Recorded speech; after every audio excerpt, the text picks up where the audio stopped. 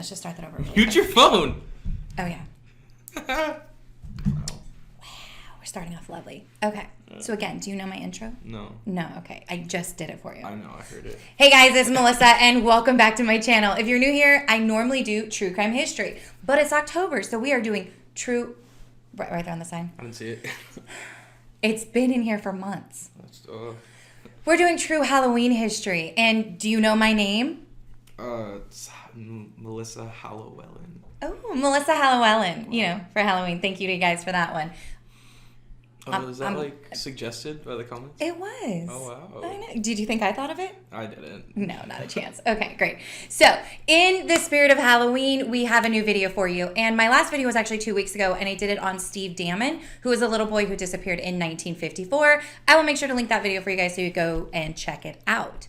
Do you also know what else we're supposed to tell them thank you for? I really don't. Do you have any idea how many subscribers I have?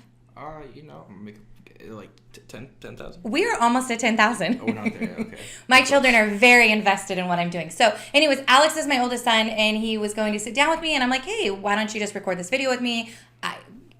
If I have to re-record this, I have some words for you. Okay? Are you ready? I mean, yeah. Do you have any idea what the story's about? Say Napa. Napa. That's weird. No, Napa Valley Halloween on 2004. All right. Our story this week happened in 2004 in Napa Valley. So we have 3 women who are living in a house, and 2 of them are murdered. And when I say to you that you will literally be shocked by who the killer was, you will be shocked. And that's a different thing we're doing this week. We're doing a solved case. I don't know about you guys. I know how much we love raising awareness for missing persons and unsolved, but sometimes we need a little closure and a little reminder that some cases do get solved. I do a lot of unsolved. Absolutely. All right, so let's go ahead and jump right into the video. All right.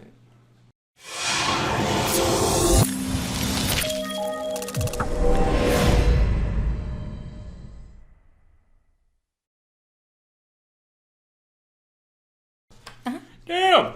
Oh, but listen, it's more of a story.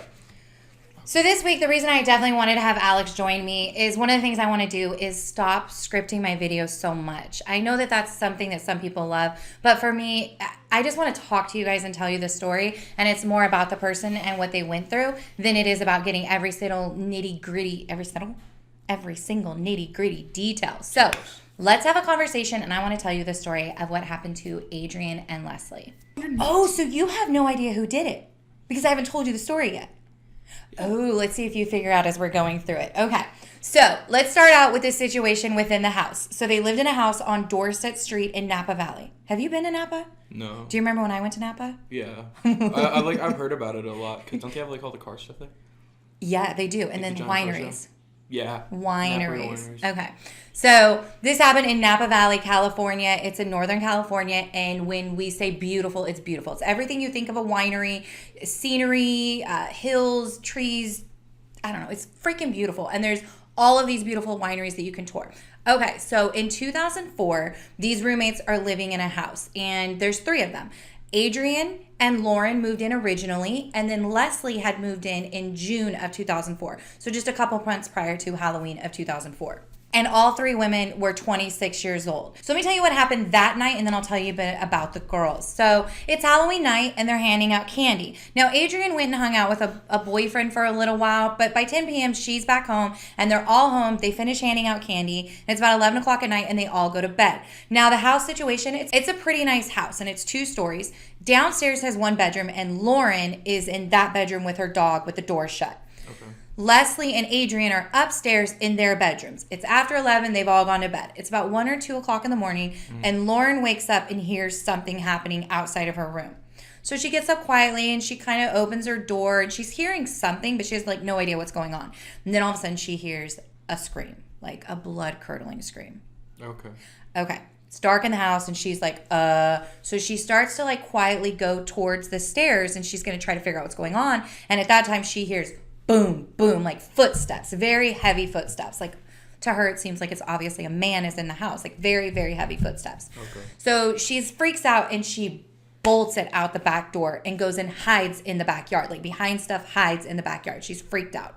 She can't see what's going on, but she can hear. And you know when you, like, it's dark, but you can tell that someone's over there, but you can't see them? Yeah, like a shadow or something? Yeah, exactly. So she knows someone's there, and she sees that this person comes down, and they go out through a ground floor. It says it's a basement window.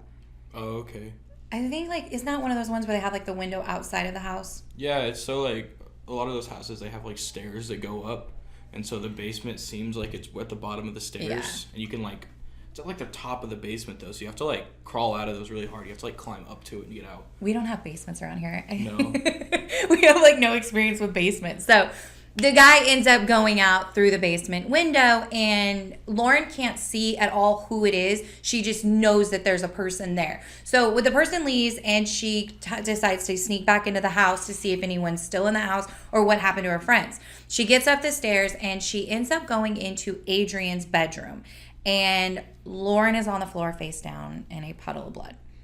And it's a profuse amount of blood because she ends up slipping, and I don't know if she fell to the ground, but she slips in this blood.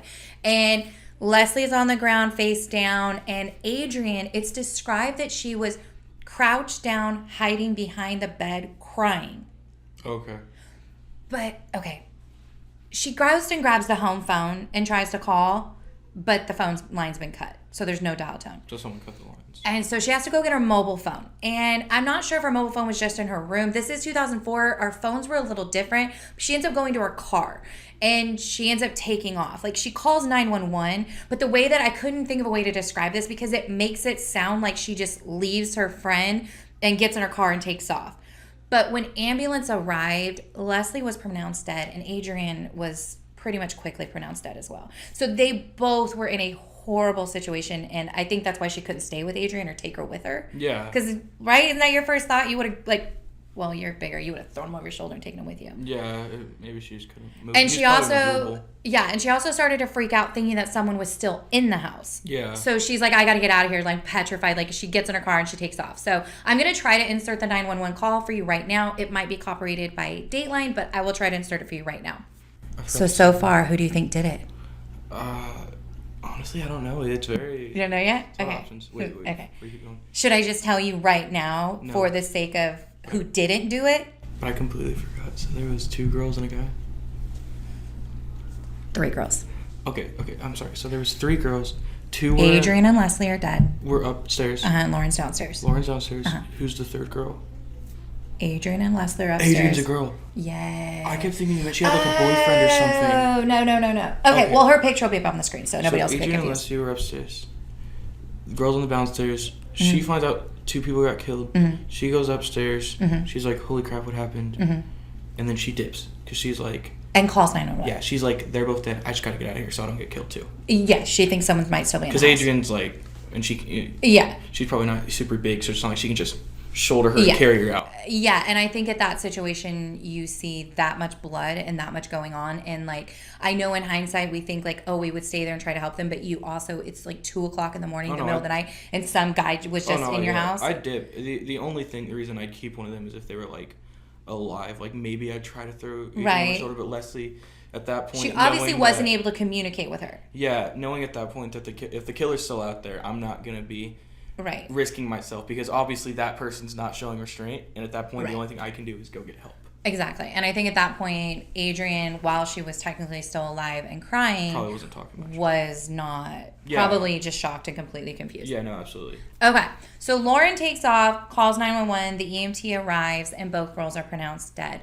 Now, the investigation starts, and there's 2 things that they end up finding out through this investigation.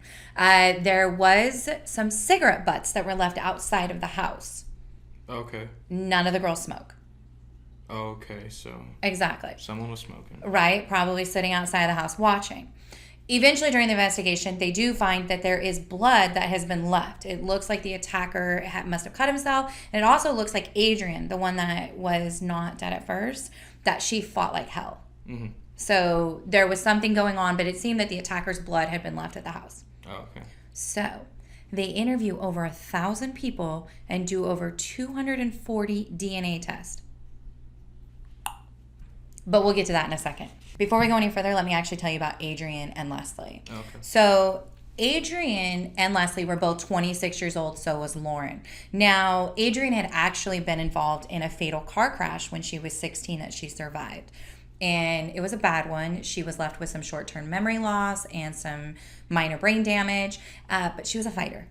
Total fighter. She was back to school within months, and she super excelled at school, and that's what everyone knew about her. She was a total fighter. She was involved in a lot of activities and just really took her school seriously. She ended up getting a scholarship actually to the California Polytechnic State University. Oh, Cal Poly? Yes. Oh, okay. And she became a civil engineer, and she was hired by the city of Napa as a civil engineer. So at the age of 26, she's doing well in life. Yeah, Exactly. She overcame this huge moment in her life. She excelled, got her scholarship, went to college, and became successful and got hired by the city of Napa. So she's doing very well in life. Now, she is dating a guy by the name of Christian, and they're on and off. Okay. The thing is that I think she got to that point. It's like that 26-year-old age. This is going to happen to you someday. This is going to be some girl coming to you being like, hi, it's time to be serious. And what are you going to say? No. Exactly. Okay. So, no, I'm not ready. It's not my time. And so it appears that Christian just wasn't really ready to do a serious commitment, and she was. Yeah. Now, they also, so that night she hung out with him for a little bit until about 10 o'clock at night. Okay. And they argued. She was unhappy about, Miley's trying to get in. She was unhappy about his lack of commitment, and he was unhappy because apparently she had met a guy at a recent get-together she had gone to. Oh, okay. So he found out. Exactly. So they're kind of done with her thing. But anyway, she ends up leaving his house and is home. She's home. She's home at 10 p.m. She goes to bed at 11 p.m. Some things that her family said about her: she was super funny, super outgoing, but quiet. So she's that girl, once you become friends with her, she's lively and funny and outgoing. But to the general public, she's a little more reserved, a little more held back. But she was really super tough. Oh. Super tough. Like, nothing was going to get her down. She was dedicated, she was focused, and she really was motivated for her life. Definitely. She did have a best friend by the name of Lily. Lily had a fiance by the name of Eric. And 4 months prior to this, they actually celebrated the fact that it was 10 years from her surviving that accident. Oh, wow. Another interesting story about Lily, I'll tell you guys this really quick. So Lily was her best friend, and Lily was supposed to get married on November 1st. They were supposed to be in Hawaii this weekend for the wedding. But Lily had called off her engagement to Eric a couple months at some point in time prior, and so they weren't in Hawaii. So that Lily was really upset about it because that was like, she felt like her friends could have been safe if they had just been in Hawaii. Yeah, definitely. Mm-hmm. So Lily and Eric ended up moving forward with getting married, and so they got married in February of 2005, so about 4 or 5 months after this happened, and they did their wedding in honor of Adriane. Oh, wow. Yeah, they did a whole thing. That's and impressive. Mm-hmm. Her mother was there, and they played her favorite song, which was Maroon 5, She Will Be Loved. That was a good song. I don't know, I like that one too. That's a good one. It's a good one. Miley likes that song as well. I really like that one. She cannot handle that we're both in this room. Like, it's killing her. We have to shut the door so she can't come in, or you'll hear her feet. All right, so let me tell you a little bit about Leslie. Now, Leslie was definitely more outgoing. She was a beauty pageant winner. Oh, wow. A beauty queen. Very beautiful, very outgoing, had a large social circle of friends. She was even the 2002 Miss Wilmington. Or Williamston. Yeah, I can't read my own handwriting. Williamston? Yeah, Williamston. Okay, cool. So 2002 Miss Williamston. And her mother, I got to tell you this part first. So her mother did an interview, and she said that the thing about Leslie is that she had like serious goals. She wanted to be, by the age of 21, she wanted to be a lawyer, a teacher, a mother, and Miss America. It's a bit of work. You just gotta...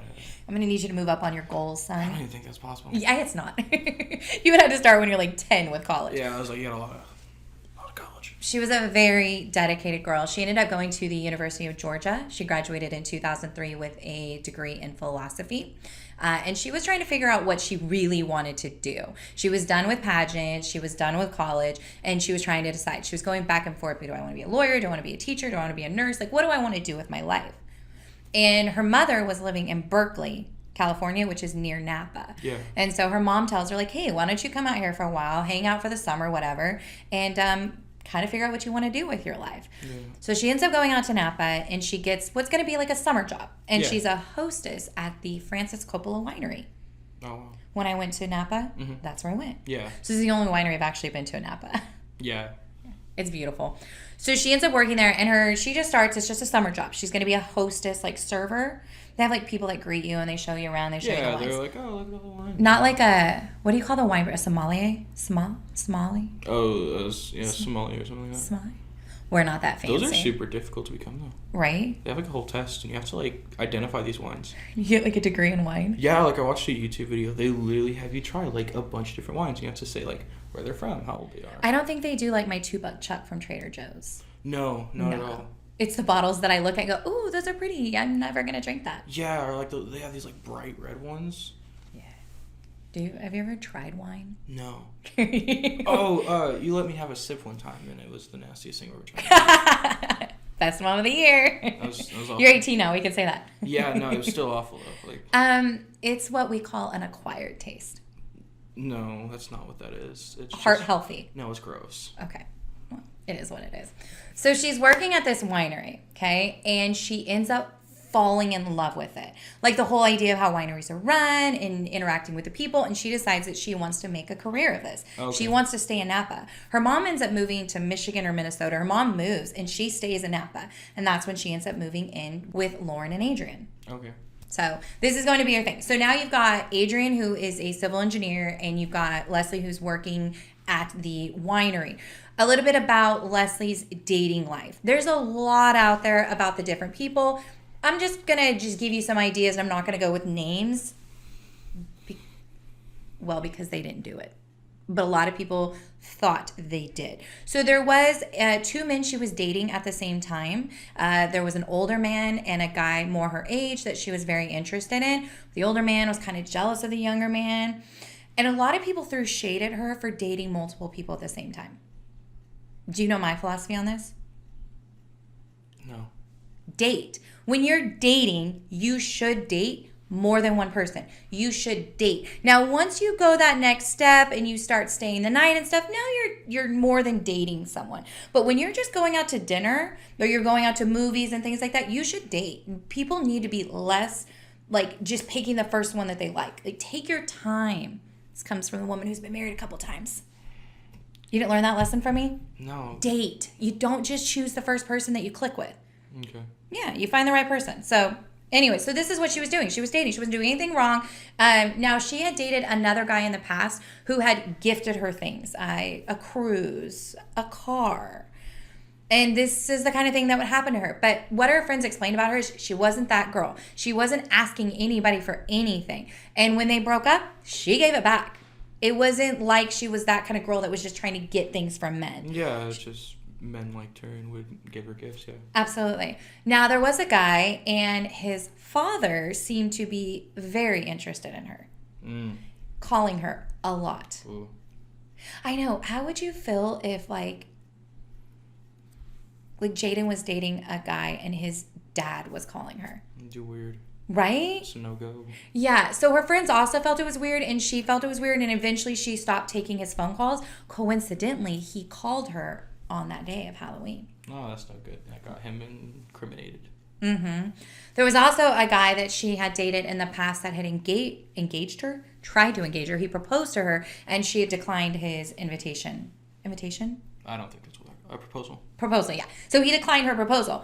And they hadn't spoken in a while, but he had just contacted her recently prior to this happening as well. Oh, wow. That's no good. I tried to hide it. It's gone. It's gonna happen. We're gonna cut you out. So yeah, there were multiple men in Leslie's life, and police felt that it was more likely that Leslie was the target. Not that she lived a risky lifestyle, but that Adriane's lifestyle was so low risk that they felt that Leslie was the target. Okay. All right, let me give you a couple theories really quick. All right. Because these are interesting, right? So, do you know who owns the Coppola Winery? I don't. Francis Coppola. Makes And and he's associated with some other big name families. Nicolas Cage. Really? Yeah. So, The theory is, do you get where this is going? Nick Cage killed him. I'm sorry, that's terrible. I know you got to cut that out, but I just had to. No. However, there was a theory that it was all mob related. Oh, so she found out that they were doing some. Yeah, and she was some sort of collateral damage. They hired mob someone, had to make sure to keep her quiet. That kind of weird stuff. Right. Yeah. Fresh out of a movie. In Napa, exactly, right out of a movie. So that theory was completely debunked.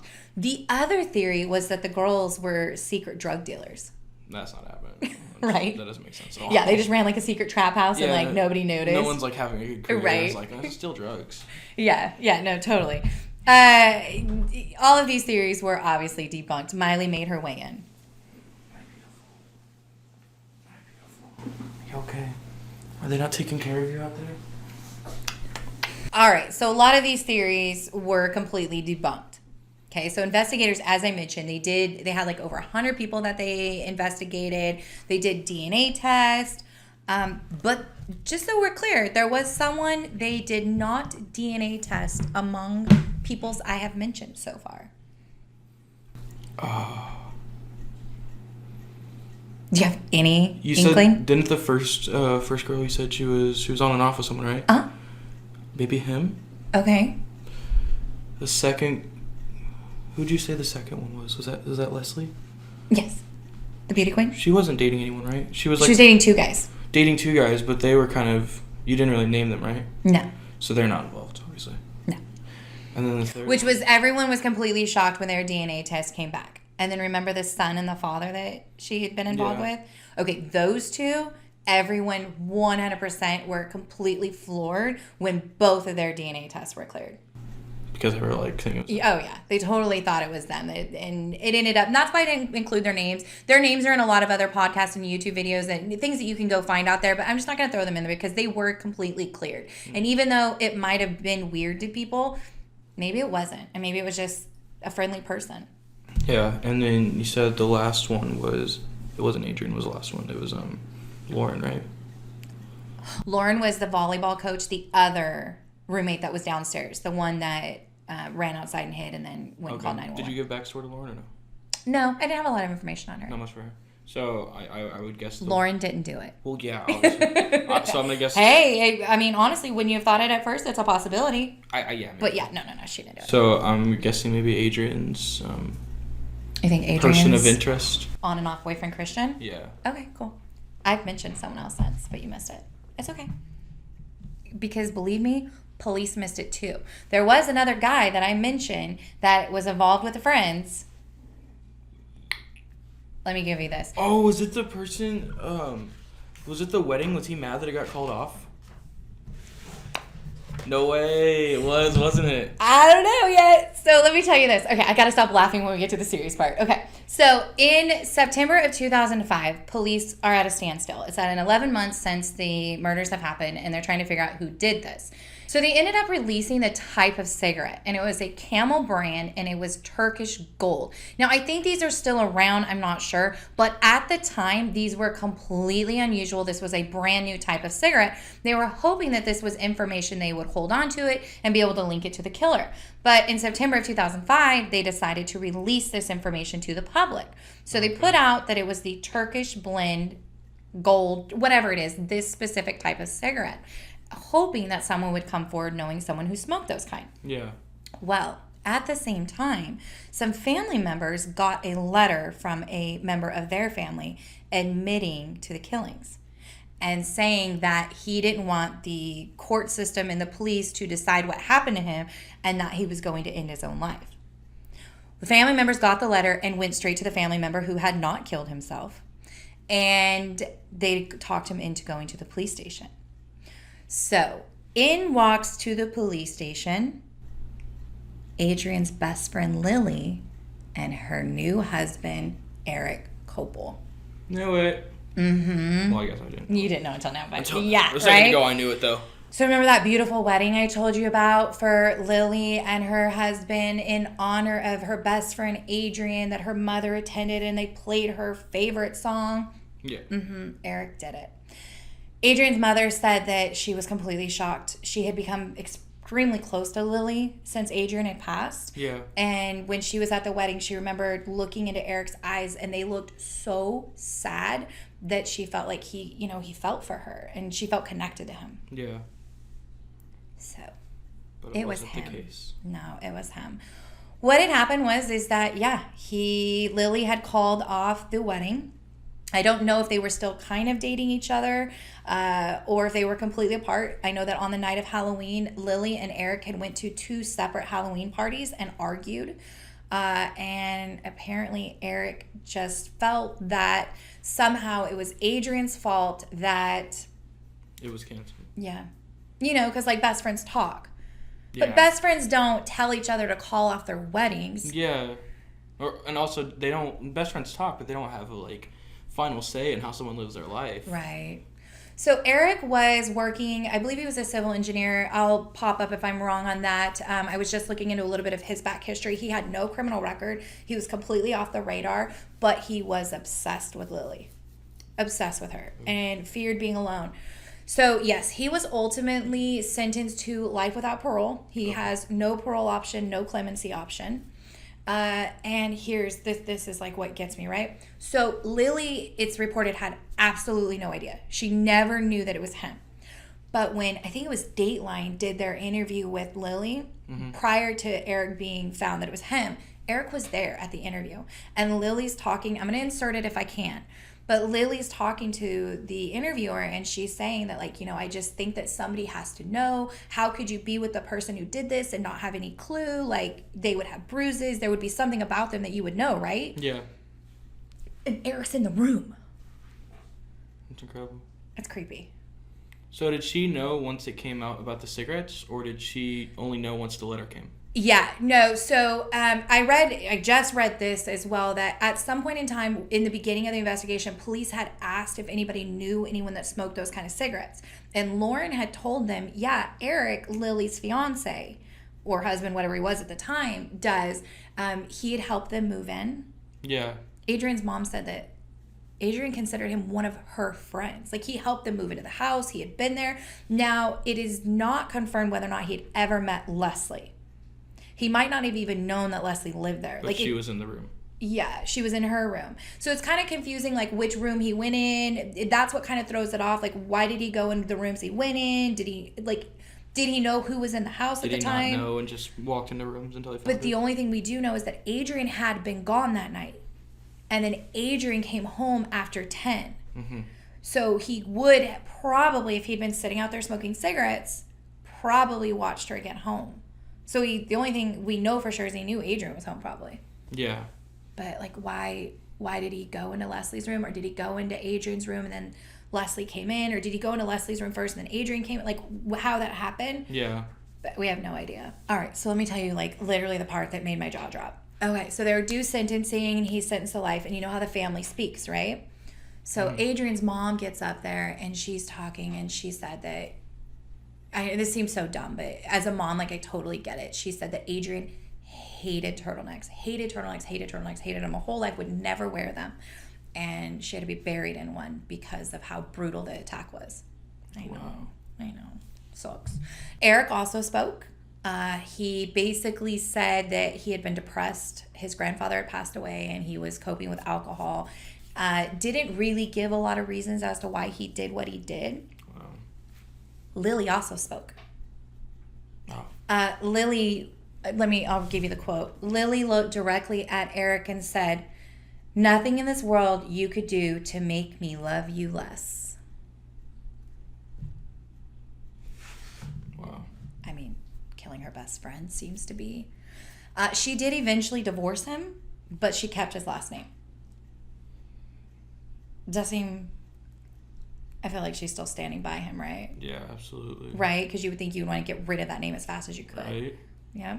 So yeah, as of January 2007, he is in prison where he will stay for the rest of his life for what he did. Makes sense. Right? And that is the story of what happened on Halloween of 2004 in Napa, California. Wow. Were you thrown by that one? That's it. Yeah. Are you a little more interested in my true crime stories now? When they're quick? Of course. Yeah. He has no interest when they're long. He's constantly telling me, Mom, your videos are too long. I'm never going to watch them. Because I don't want to watch a movie. Oh, well, whatever. Your audience has a better attention span than I do. I couldn't do it. That's true. Most of my audience is in school or moms, and they're doing stuff around the house when they just set my video down and listen. Yeah, I get it. No. Okay. Why are you whispering? I don't talk really loud. My mic doesn't pick that up. Oh. Okay. My bad. Like, I don't... All right. So that's what I have for you guys on my video. I'm going to work on my next one for you quickly as I can. What's your next one? I can't tell them yet. We don't even know. No, I'll tell you guys why. Really, actually, this is a perfect time. So my video this week was going to be on Chris Jenkins. This is a great book, Footprints of Courage, that his mother wrote. It was a case. He went out to a bar with some friends on Halloween night. I don't know. It just hit me too personal. I just picture you in about 2 years going out to a bar, dressed up with your friends, having fun, and he ended up getting a drink spilled on him, so he looked like he was drunk, and the bar ejected him. Yeah. And he ended up in a lake. But it makes no sense. It seems like a cover-up. It seems like something happened, and I just realized that some cases hit me too hard. Like, they're just too personal. Like, I look at this and I'm like, all-American boy. I don't know. It's too much for me, and it's unsolved, and that's why I needed a solved case. So makes sense. Yeah, I'm kind of I'm going through my list of cases you guys have sent me, and I went ahead and removed, set them to the side, all of the unsolved for a minute, so that I could work on some solved cases. I needed some good ones. Is it signed, or is this everybody so signed? That's his mom. She wrote the book. I know. Did she sign this copy, or is this? No. I just bought it off Amazon. Oh, okay. I was like, it's kind of cool. I know. So I'll let you guys know what I'm working on next. I need to pick out from my solved cases. So that's what I have for you. Do you know what I say at the end of every one of my videos? Oh, you had to ask me. I knew you were going to. Come on, what is the beginning of it? Hug your babies. Yeah. Hug your loves. Yeah. Life is precious. Enjoy every minute of every day, and do not take anything for granted. I love you. I'll see you in my next video. Bye, guys. Bye. Nice to meet you.